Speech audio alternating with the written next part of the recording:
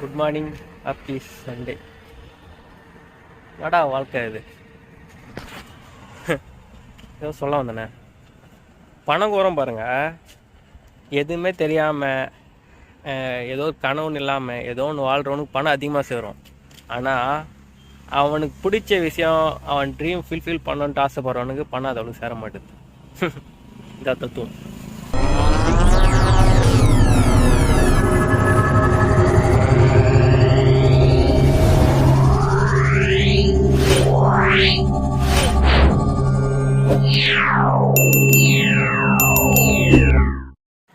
Hi, எப்படி இருக்கீங்க? இன்றைக்கி ஒரு சைக்கிளிங் ஒன்று போகிறோம். ஒரு 50 கிலோமீட்டர் வரும். இன்றைக்கி தாங்க இருட்டாக இருக்குது ரொம்ப. ஏன்னா ஒரு நாள் பார்த்திங்கன்னா 6 மணி ஆனவே பார்த்திங்கன்னா வெளிச்சம் வந்துடும். இன்றைக்கி அப்படியே இருட்டாக நல்லா இருக்குது பார்க்குறதுக்கு. டைம் பார்த்திங்கன்னா இப்போ கரெக்டாக 6:03 ஆகுது.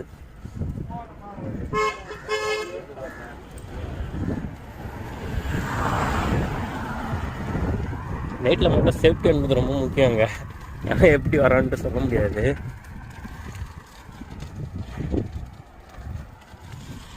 இந்த வருஷத்தோட ஃபஸ்ட்டு ரைடு, 2025 ஃபஸ்ட்டு ரைடு போகிறோம். நம்ம நல்லா இருக்கு. அது ஃபாகி கிளைமேட்டுனா இருக்கும்னு நினைக்கிறேன். பார்ப்போம். முன்ன லாஸ்ட் டைம்லாம் போயிட்டு வர சொல்ல, அதான் போன வருஷத்துக்கு ஒரு 2 வருஷம் ஆயிடுச்சுன்னு நினைக்கிறேன்.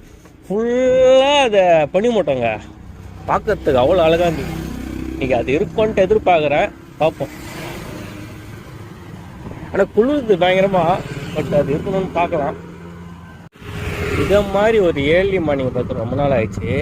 டைம் பார்த்திங்கன்னா 6 மணிக்கு மேலே ஆயிடுச்சு. பட் கிளைமேட் பார்த்திங்கன்னா அது மாதிரி இருக்குது.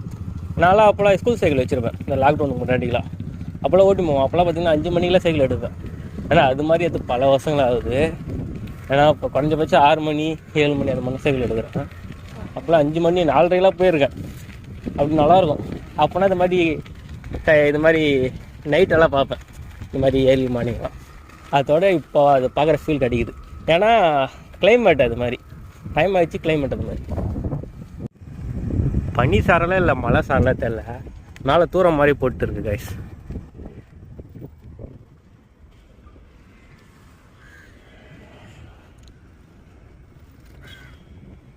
எனக்கு தெரிஞ்சு மழை தான் நினைக்கிறேன்.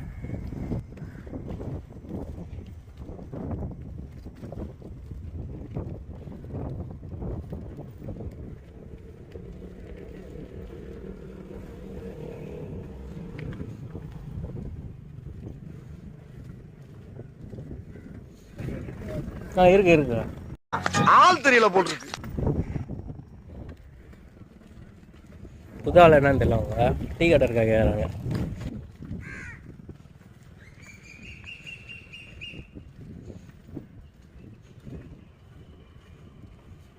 ஆனால் ஒரு வாட்டி நான் ரொம்ப எக்ஸைட்மெண்ட் ஆகிட்டாங்க. எப்போ நான் அதாச்சும் ஒரு 2 வருஷம் இருக்குன்னு நினைக்கிறேன். ஃபுல்லாக ஃபாகு, பனிமூட்டம், கண்ணே தெரியல. அது மாதிரி ஒரு வாட்டி இருந்தது. இது பார்க்க இந்த மாதிரி ரூட்லாம் அப்போ சொல்ல அது செம்மையாக இருந்தது. அது பார்க்க சொல்ல அது மாதிரி நான் நடக்கும்னு எதிர்பார்க்குறேன். பட் இன்னைக்கு நடக்குமான்னு என்னை வச்சு ஒன்றும் காமெடி பண்ணலையே. பட் நடக்கும்.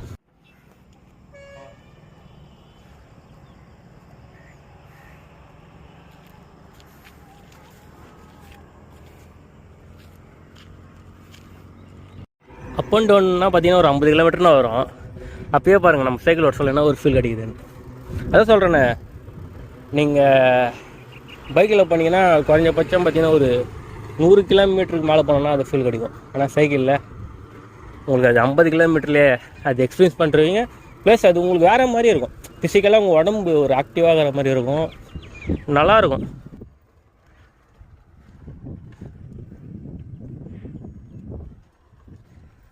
பயங்கரமாக இருக்குல்ல?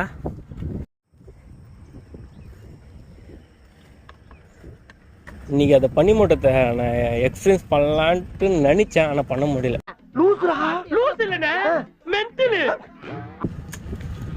ஆனால் நான் லாஸ்ட் டைம் சொன்னேன் பார்த்தீங்களா, இந்த இடத்துலனா அது பனிமூட்டம் ஸ்டார்ட் ஆகிடுச்சு. ஃபுல்லாக பார்த்தீங்கன்னா நம்ம ஊட்டி கொடைக்கானல்லாம் பார்க்கலாம், அது மாதிரி இருந்துச்சு. ஆனால் ஒரு எப்படி சொல்லுது, போன நேரத்தில் நல்லா பனிமூட்டமாக இருக்குது. வீட்டில் பார்க்க சொல்ல அது டைம் வேலைக்கு போயிடுறோம்.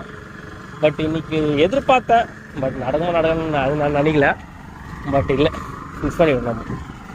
நம்ம மக்கள் எதுக்கிட்ட இந்த திராவிட தற்கொலைங்களுக்கு ஓட்டு போட்டு நாட்டை நாசமாகறானுன்னு தெரியல.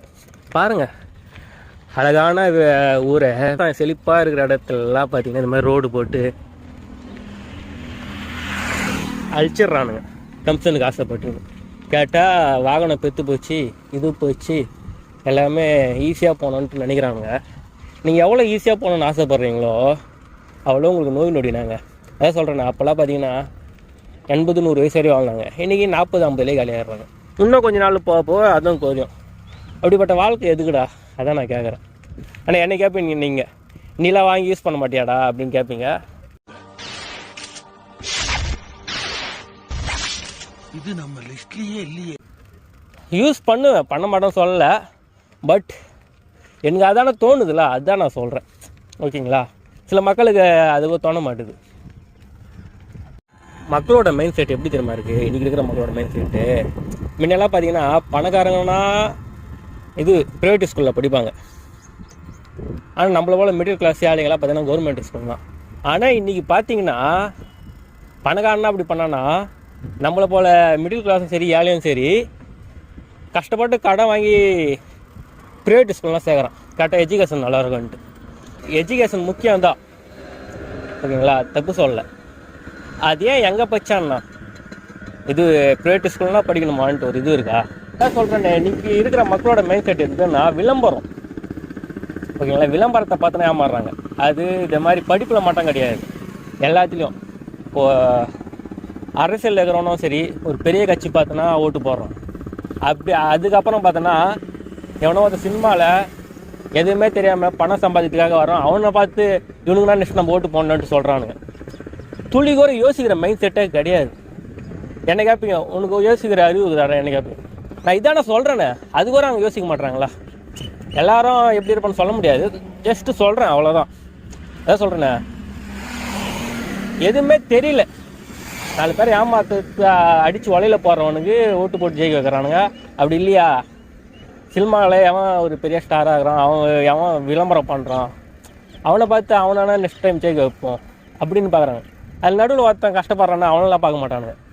ஏன்னா அவங்களோட பேச்சு, இப்போ சீமான் எடுத்துங்க, நான் சீமான் நல்லாவும் கேட்டோன்னு நான் சொல்ல, பட் அது பேசுறது பார்த்தோன்னா ஒரு கரெக்டாக பேசுகிறாரு. நம்ம நாட்டுக்கு எது தேவை எது தேவையில்லைன்ட்டு ஒரு கரெக்டாக பேசுகிறாரு. அதுக்காக ஒரு வாட்டி சான்ஸ் கொடுக்கலான்ட்டு நான் சொல்கிறேன்.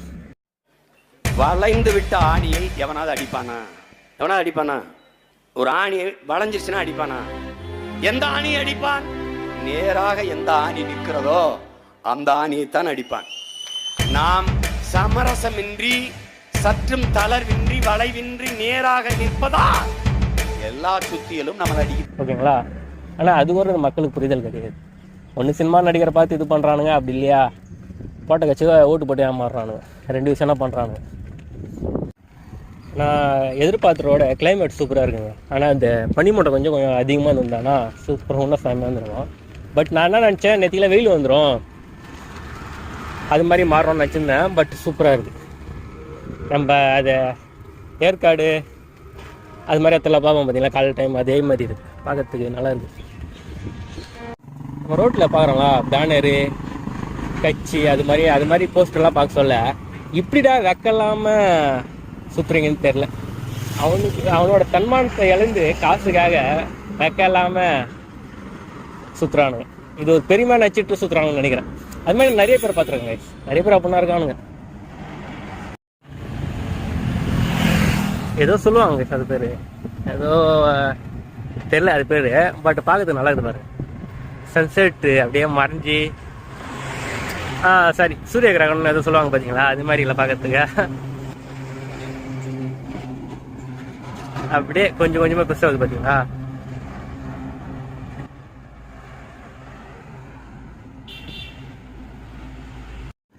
இப்போலாம் பாருங்கள், பணக்காரனா வாழணும், ஏழைலாம் வாழக்கூடாதுன்ட்டு, ஏழை மிடில் கிளாஸில் வாழக்கூடாதுன்ட்டு ஒரு முடிவு பண்ணிட்டாங்கன்னு நினைக்கிறேன். எல்லாத்துக்கும் டேக்ஸ் போடுறானுங்க.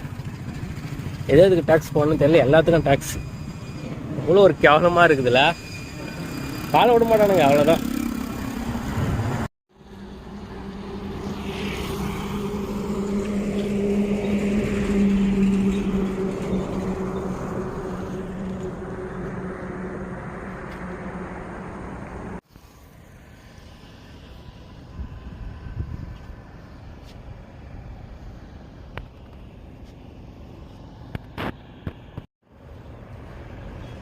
ரொம்ப நாள் கழிச்சு இது பிரிட்ஜ் மேலே நிற்கிறேன். ஆனால் வந்திருக்கேன் நிறையா வாட்டி, பட்டு சைக்கிள் ஓடினே போயிடுவேன், நிற்க மாட்டேன். அது பீச் ஆன போய் நிற்பேன். ரொம்ப நாள் கழிச்சு இது பிரிட்ஜ் மேலே நிற்கிறோம் நம்ம.